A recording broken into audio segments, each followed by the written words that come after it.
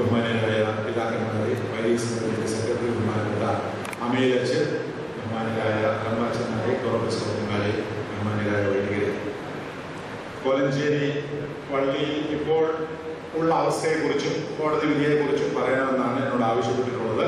കോടതി വിധിയുടെ പ്രധാന ഭാഗങ്ങളെല്ലാം അഭ്യുന്നതനായ സേവ്യറിയസ് തിരുമേനിയുടെ പ്രസംഗത്തിൽ പരാമർശിക്കപ്പെട്ട് കഴിഞ്ഞു. ഒന്ന് രണ്ട് കാര്യങ്ങൾ മാത്രം പറഞ്ഞ് ചുരുക്കമായിട്ട് ഞാൻ ആ ഭാഗം അവസാനിപ്പിക്കാം.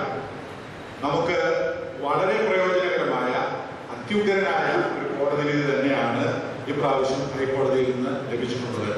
പക്ഷേ പലപ്പോഴും സംഭവിക്കാറുള്ളതുപോലെ അതിൻ്റെ പൂർണ്ണമായിട്ടുള്ള ഗുണങ്ങൾ അനുഭവിക്കാനുള്ള ഭാഗ്യം നമുക്കുണ്ടാകുന്നില്ല എന്നുള്ളതായ ദുഃഖസത്യം അവശേഷിക്കുന്നു. പരിശുദ്ധ കാതോലിക്ക ബാബ തിരുമേനി തന്റെ പ്രസംഗത്തിൽ അതിന്റെ അവസ്ഥയെല്ലാം പറഞ്ഞു തന്നു കഴിഞ്ഞു. സേവ്യറിയസ് തിരുമേനി സൂചിപ്പിച്ചു, നമ്മുടെ ഈ നാട്ടിൽ മാത്രമേ കോടതി വിധികൾ ഇത്രമാത്രം അവഹേളിക്കപ്പെടുന്നുള്ളൂ എന്നുള്ളത്. തമിഴ്നാട്ടിലെ കൂടംകുളം പദ്ധതിയുടെ വിധി ഉണ്ടായതും അത് നടപ്പാക്കിയതും ഒക്കെ നമുക്കറിയാം. ഒരുപക്ഷെ ഇവിടുത്തെ രാഷ്ട്രീയ അന്തരീക്ഷമായിരിക്കാം അതിന് കാരണം എന്ന് തോന്നിപ്പോകുന്നു. കാരണം ഇവിടുത്തെ രണ്ട് മുന്നണികളും ഏതാണ്ട് സമമായിട്ട് ബലത്തിൽ നിൽക്കുന്ന ഒരു അവസ്ഥയാണുള്ളത്.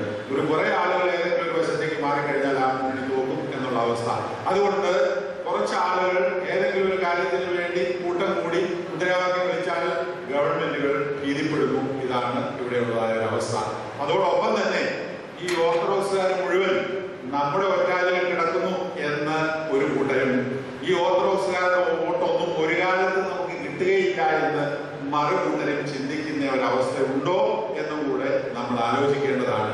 അതിനെ മറികടന്ന് പ്രശ്നാധിഷ്ഠിതമായിട്ട് ഞങ്ങൾ വോട്ട് ചെയ്യും എന്നുള്ള ഒരു നിലപാടിലേക്ക് ഓർത്തഡോക്സ് സഭയ്ക്ക് വരാൻ സാധിക്കുമെങ്കിൽ തീർച്ചയായിട്ടും ഈ അവസ്ഥയ്ക്ക് അല്പം മാറ്റം വരാനായിട്ടുള്ള സാധ്യതയുണ്ട് എന്നാണ് എനിക്ക് തോന്നുന്നത്. പരിശുദ്ധ കാതോലിക്ക ബാബ തിരുമേനി സൂചിപ്പിച്ചതുപോലെ സഭയുടെ തലവനും ആഹ്വാനം ചെയ്യുന്നതിനനുസരിച്ച്, അത് രഹസ്യമായിട്ടോ പരസ്യമായിട്ടോ എങ്ങനെയാണെന്ന് വെച്ചാൽ ആ ആഹ്വാനത്തിനനുസരിച്ച് നീങ്ങാൻ നമ്മൾ പ്രതിജ്ഞാബദ്ധരായി തീരുന്ന ഒരുങ്ങുന്ന ഒരു സാഹചര്യത്തിൽ ഈ പ്രശ്നത്തിന് പരിഹാരം ഉണ്ടാവുകയുള്ളൂ എന്നുള്ളതിന് യാതൊരു സംശയവുമില്ല. അതിന് വൈദികരാണ് ജനങ്ങളെ ഒരുക്കേണ്ടത് എന്നുള്ളത് പ്രധാനപ്പെട്ട സംഗതി തന്നെ. ഈ പ്രാവശ്യത്തെ ഹൈക്കോടതി വിധിയിൽ പ്രധാനമായിട്ട് അവസാനം പറയുന്ന ഒറ്റ സെന്റൻസിൽ തന്നെ കാര്യങ്ങളെല്ലാം വ്യക്തമാണ്. അതായത് കീഴ്ക്കോടതിയുടെ വിധി അപ്ഹോൾഡ് ചെയ്യുന്നു, അതിനെ തുടച്ചു നീക്കേണ്ട യാതൊരു ആവശ്യവും ഒരു പോയിന്റിലും ഇല്ല എന്ന് സംയുക്തമായി പറഞ്ഞിരിക്കുന്നു. അപ്പൊ കീഴ്ക്കോടതിയുടെ വിധി എന്താണെന്നുള്ളത് നമ്മൾ ചിന്തിക്കണം. കീഴ്ക്കോടതിയുടെ വിധി 4 പോയിന്റുകളാണ് കൺസിഡർ ചെയ്തത്. ഒന്നാമത് 34-ലെ ഭരണഘടന അനുസരിച്ചാണ് ഭരിക്കപ്പെടേണ്ടത്. 1913-ലെ ഉടമ്പടി അനുസരിച്ചല്ല അസന്നിഗ്ധമായി പറഞ്ഞിരിക്കുന്നു. 1958-ൽ സമാധാനം ഉണ്ടായതിനു ശേഷം കോലഞ്ചേരി പള്ളി ഭരിക്കപ്പെട്ടിട്ടുള്ളത് 34-ലെ ഭരണഘടന അനുസരിച്ചാണ് എന്നുള്ളതിന് ആവോളം തെളിവുകളുണ്ട്. കോടതി വളരെ കൃത്യമായിട്ട് രേഖകൾ പരിശോധിച്ചിട്ട് പറയുകയാണ്. 1913-ലെ ഉടമ്പടി എന്ന് പറയുന്നത് അനുസരിച്ച് ഒരു ഭരണം നടത്താനായിട്ടുള്ള യാതൊരു സാധ്യതയുമില്ല. ആ ഉടമ്പടിക്കാതെ അതിനുള്ള ഒരു ക്രമവുമില്ല. അതുകൊണ്ട് 34-ലെ ഭരണഘടന അനുസരിച്ച് തന്നെ ഭരിക്കപ്പെടണം കൃത്യമായി പറയുന്നു. അതുകൊണ്ട് തന്നെ മറ്റൊരു അഡ്മിനിസ്ട്രേറ്റീവ് സ്കീം ഉണ്ടാക്കേണ്ടതായ ആവശ്യമില്ല. 34-ലെ ഭരണഘടന ഒരു അഡ്മിനിസ്ട്രേറ്റീവ് സ്കീമാണ്. അതനുസരിച്ച് നമുക്ക് പോയച്ചാൽ മാത്രം മതി. അതാണ് രണ്ടാമത് പറയുന്നത്. മൂന്നാമത് പറയുന്നു, അതുകൊണ്ട് തന്നെ ഇപ്പോഴുള്ളതായ കമ്മിറ്റി 34-ലെ ഭരണഘടന അനുസരിച്ച് തെരഞ്ഞെടുക്കപ്പെട്ടിട്ടുള്ളതാണ്. അതുകൊണ്ട് ആ കമ്മിറ്റിയെ മാറ്റി വേറെ ഒരു റിസീവറെ വെച്ച് പുതിയ ഇലക്ഷൻ നടത്തി പുതിയ കമ്മിറ്റിയെ തെരഞ്ഞെടുത്ത് അവർക്ക് ചുമതല കൊടുക്കേണ്ട ഒരാവശ്യവുമില്ല. ഈ കമ്മിറ്റി ലെജിറ്റിമേറ്റ് ആണ്. അവസാനം പറയുന്നു, ഇപ്പോഴത്തെ വികാരിയുടെ കയ്യിലാണ് താക്കോലുള്ളത്. ആ താക്കോൽ അവിടെ നിന്ന് മേടിച്ചെടുത്ത് വേറെ ആരുടെ കയ്യിൽ കൊടുക്കേണ്ട ആവശ്യമില്ല. നേരെ തിരിച്ചു പറഞ്ഞാൽ ബഹുമാനപ്പെട്ട ജേക്കബ് കുര്യൻ അച്ഛന്റെ കയ്യിൽ താക്കോൽ കൊടുക്കുന്നതിനെ നിരോധിക്കണം എന്ന വാർത്തകൾക്ക് വിഭാഗത്തിന്റെ ആവശ്യം തള്ളിയിരിക്കുന്നു. ഇത്രയും കാര്യങ്ങളാണ് വളരെ വ്യക്തമായി പറഞ്ഞിരിക്കുന്നത് കീഴ്ക്കോടതിയുടെ വിധി.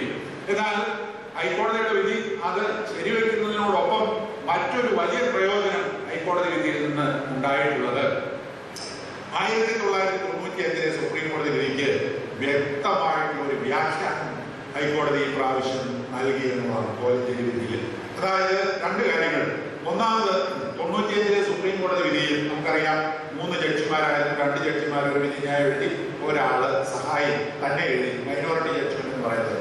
ഈ മൈനോറിറ്റി ജഡ്ജ്മെന്റ് യാതൊരു തരത്തിലും കൺസിഡർ ചെയ്യപ്പെടേണ്ടതല്ല, കാരണം ഒരാൾ മാത്രം എഴുതിയതാണ് എന്നൊരു ചിന്ത വ്യാപകമായിട്ട് പാത്രത്തിസ്കാർ വരുത്തുകയും നമ്മൾ പോലും അത് വെച്ചു പുലർത്തുകയും ചെയ്തു എന്ന് സംശയമുണ്ട്. എന്നാൽ അതിനെതിരായിട്ടാണ് വളരെ വ്യക്തമായിട്ട് മൈനോറിറ്റി ജഡ്ജ്മെന്റ് എങ്കിലും സഹായിയുടെ വിധി വളരെ പ്രധാനപ്പെട്ടതാണ് എന്നുള്ള സൂചനയാണ് ഈ പ്രാവശ്യത്തെ ഹൈക്കോടതി വിധിയിൽ പറഞ്ഞിട്ടുള്ളത്. കാരണം മജോറിറ്റി ജഡ്ജ്മെന്റിനോട് എന്തെങ്കിലും കാര്യത്തിൽ സഹായിയുടെ വിധി വിയോജിക്കുന്നുണ്ടെങ്കിൽ മാത്രമേ അതിന്റെ പ്രസക്തി ഇല്ലാതായി പോകുന്നുള്ളൂ. മജോറിറ്റി ജഡ്ജ്മെന്റിൽ പറയാത്ത കാര്യങ്ങൾ സഹായിയുടെ വിധിയിൽ പറഞ്ഞിരിക്കുന്നത് എല്ലാം വാലിഡാണ്. അതിനെ ഉദ്ധരിച്ചുകൊണ്ടാണ് ഇടവക പള്ളികൾ സ്വതന്ത്രമാണെന്നുള്ള ഓർത്തഡോക്സ് വിഭാഗത്തിന്റെ ചിന്ത അസ്ഥാനത്താണ് എന്ന് അസന്നിഗ്ധമായി ഹൈക്കോടതി വിധിച്ചിരിക്കുകയാണ്. 95-ലെ വിധി അനുസരിച്ച് ഇടവക പള്ളികൾക്ക് അങ്ങനെ വലിയ സ്വാതന്ത്ര്യവുമില്ല. അത് പറയുന്നുണ്ട്.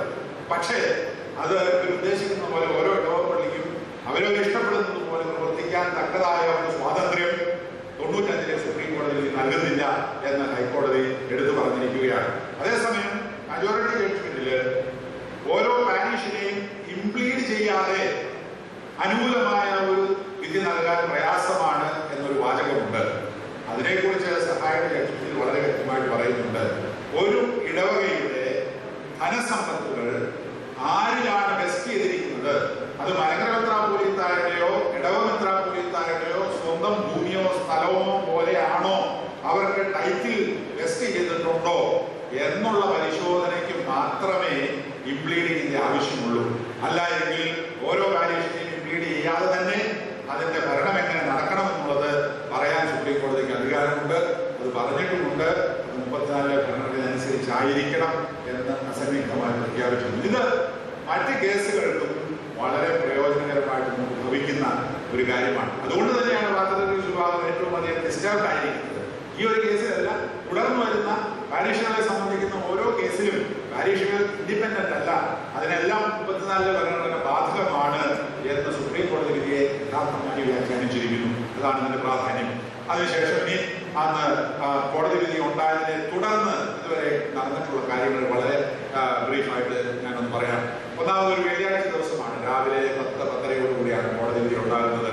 കോടതി വിധിച്ചു എന്ന് കേട്ട ആ നിമിഷത്തിൽ തന്നെ നമ്മുടെ വൈദികരും ജനങ്ങളും പള്ളിയകത്ത് പള്ളി തുറന്ന കാരണം താക്കോൽ നമ്മുടെ കയ്യിലാണ്. 2010 മുതൽ താക്കോൽ വികാരിയുടെ കയ്യിലാണ്.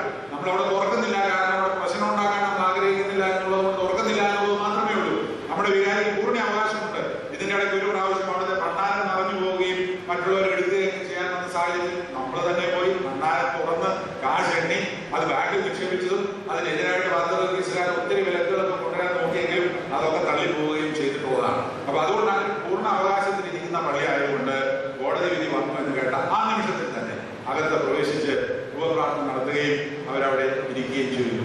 നിമിഷങ്ങൾക്കകം ഓർത്തഡോക്സ് വിഭാഗത്തിൽപ്പെട്ട 2 വൈദികരും 10-15 ആളുകളും കൂടെ ഓടി വരുന്നു. നമ്മൾ ആ പള്ളി അകത്തുനിന്ന് കൂട്ടി അവര് ഭൂമുഖത്ത്, നമ്മുടെ വൈദികർ പള്ളിക്കകത്ത്.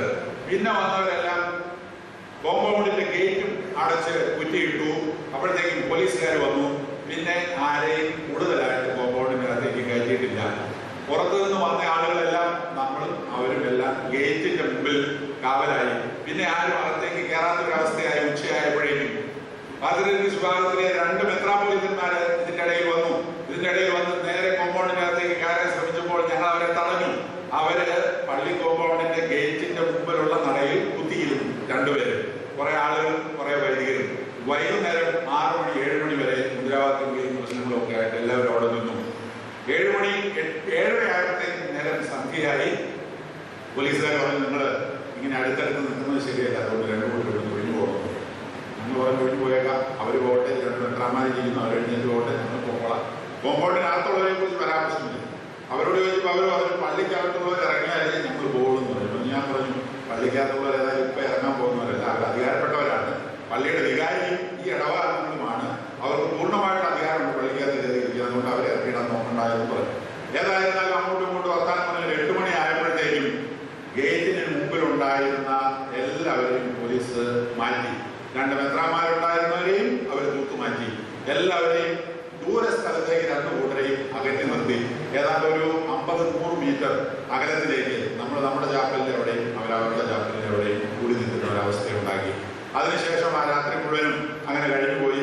പിറ്റേ ദിവസം നേരം എടുത്തു. ആരെയും കൊണ്ട് എടുക്കാനായിട്ട് സമ്മതിച്ചിട്ടില്ല. 2 പ്രാവശ്യം ലാത്തി ചാർജ് ഉണ്ടായി. അങ്ങനെ ശനിയാഴ്ച വൈകുന്നേരം ആയപ്പോഴത്തേക്കും കളക്ടർ വിളിച്ച് പിറ്റേ ദിവസം ഭാവതിരുമേനിയും കുർബാനയിലുള്ള ക്രമീകരണങ്ങളെ കുറിച്ച് എല്ലാം സംസാരിച്ചു.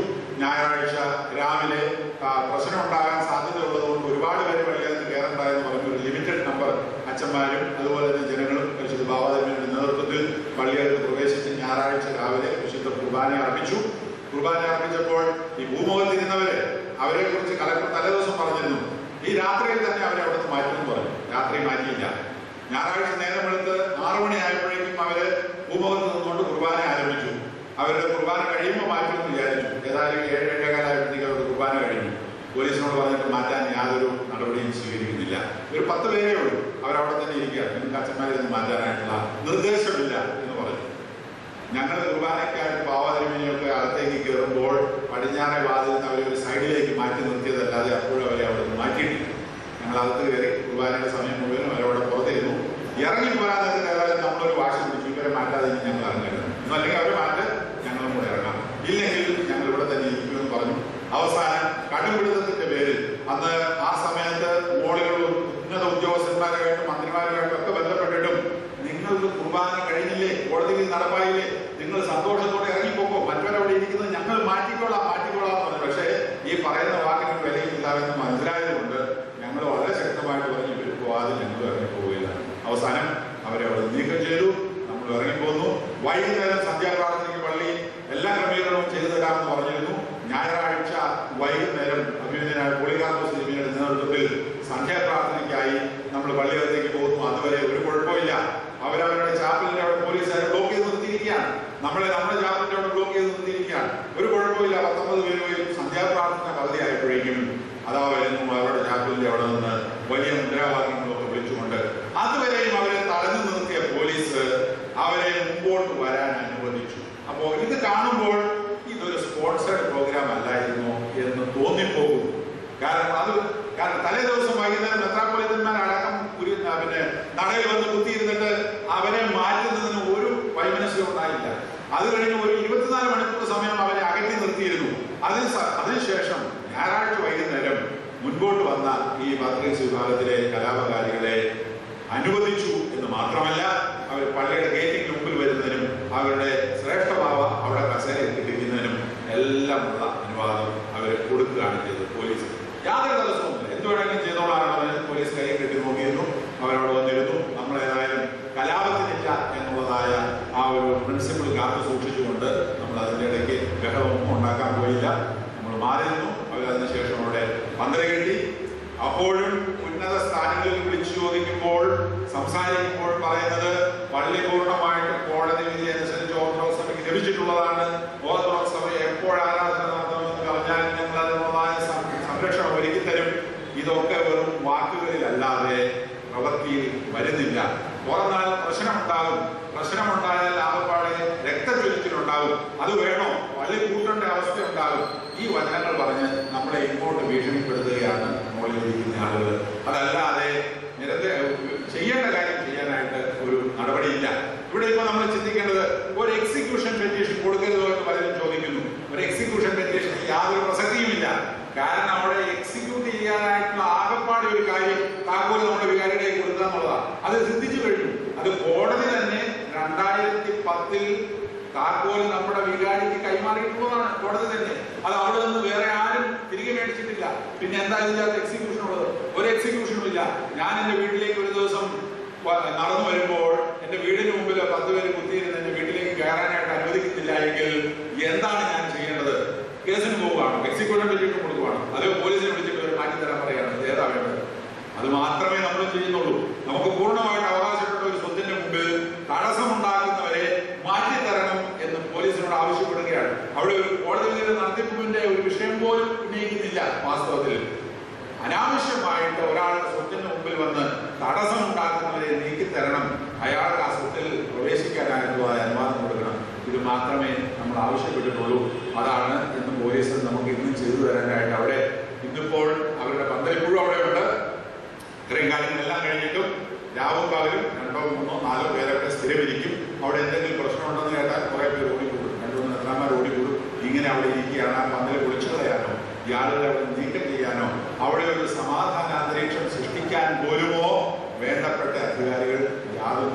ചെയ്യുന്നില്ല എന്നുള്ളതാണ് നമ്മുടെ ദുഃഖകരമായിട്ടുള്ള അവസ്ഥ.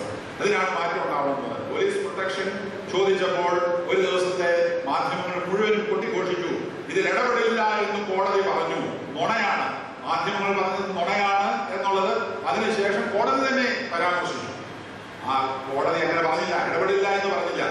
ഈ ഹൈക്കോടതിയിൽ നിന്ന് ഇതിന് പോലീസ് പ്രൊട്ടക്ഷൻ തരാനായിട്ട് സാധിക്കുകയില്ല. പോലീസ് പ്രൊട്ടക്ഷൻ വേണമെങ്കിൽ നിങ്ങൾ കീഴ്ക്കോടതിയിൽ പോയി ആവശ്യപ്പെടണം.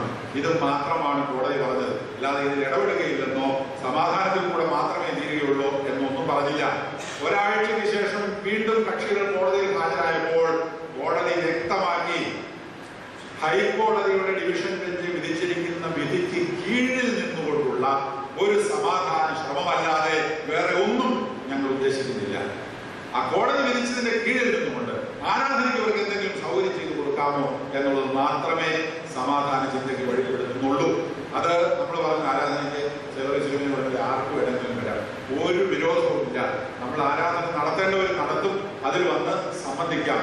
ഏതൊരു മതത്തിന്റെയും കീഴ്ഘടകങ്ങളിൽ നടക്കുന്ന കാര്യങ്ങളാണ് ഈ പറയുന്ന സംഗതികളെല്ലാം. അപ്പൊ അതുകൊണ്ട് മീഡിയേഷൻ സെല്ലിനെ ഏൽപ്പിച്ചു.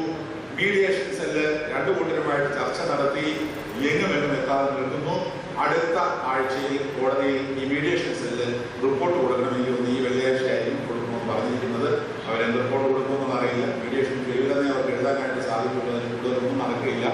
വീണ്ടും കേസുകളും കാര്യങ്ങളും ഒക്കെ ആയിട്ട് നമ്മുടെ ഫൈറ്റ്, അതായത് ധാർമ്മിക നീതിക്ക് വേണ്ടിയിട്ടുള്ള ഫൈറ്റ്, നമ്മൾ ഒരു ഉദ്യോഗസ്ഥനോടും വഴിവിട്ട് ഒരു സഹായവും ചെയ്തു തരണമെന്ന് ആവശ്യപ്പെട്ടിട്ടില്ല. ന്യായമായിട്ടുള്ളൂ, നീതിയായിട്ടുള്ളൂ, നിയമത്തിന് വിധേയമായിട്ടുള്ള കാര്യങ്ങൾ നടത്തി തരണമെന്നുള്ള ഒരു റിക്വസ്റ്റ് മാത്രമേ നമുക്കുള്ളൂ. അതിനു വേണ്ടിയിട്ട് നമ്മൾ പുറകെ നടക്കുകയാണ്. ഓരോരുത്തരുടെയും പിന്നാലെ എത്ര പ്രാവശ്യം സമാധാന ആലോചനയ്ക്ക് പോയി എന്നുള്ളത് കൈ കണക്കില്ല. 6 മാസത്തോളം ആദ്യം 3 മന്ത്രിമാര്, അതിനുശേഷം ആഭ്യന്തരമന്ത്രിയും ബഹുമാനപ്പെട്ട മുഖ്യമന്ത്രിയും മാത്രം ഉൾക്കൊള്ളുന്നതായ ഒരു സംഘം എല്ലാം ചർച്ച നടത്തിയതാണ്. 2011 സെപ്റ്റംബർ മാസം മുതൽ ഒരു തീരുമാനത്തിൽ എത്താത്തത് കൊണ്ടാണ് കേസിന് പോയത്. ഈ പാത്രത്തിൽ സുഭാകാർ പറയുന്നു സമാധാനം കൂടെ തീരുകൊള്ളുന്നു, പക്ഷെ അവർ തന്നെയാണ് കേസ് കൊടുക്കുന്നത്. 2007 അവർ കൊടുത്ത കേസാണ് ഇപ്പോൾ വിധിയായിരിക്കുന്നത്. അതിന് അപ്പീൽ കൊടുത്തതും അവർ തന്നെയാണ്. അപ്പോൾ സമാധാനം മതിയെങ്കിൽ പിന്നെ എന്തിനായി അപ്പീല്? ഇപ്പോൾ വീണ്ടും സുപ്രീം കോടതിയിൽ അപ്പീൽ കൊടുത്തിട്ടുണ്ട്. കോടതിയിൽ ഞങ്ങൾക്ക് വിശ്വാസമില്ലെങ്കിൽ പിന്നെ എന്തിന് ഈ അപ്പീൽ കേസുമായിട്ട് മുമ്പോട്ട് പോകുന്നു? അതിന് ഉത്തരവൊന്നും ആർക്കും പറയാനില്ല. അവർ സാധാരണ ഉത്തരവൊന്നിനും വ്യക്തമായിട്ട് തരാറുമില്ല. ഏതായിരുന്നാലും ദൈവം നൽകാൻ എല്ലാം ഭംഗിയായി ഭവിക്കട്ടെ എന്ന് നമുക്ക് പ്രാർത്ഥിക്കാം.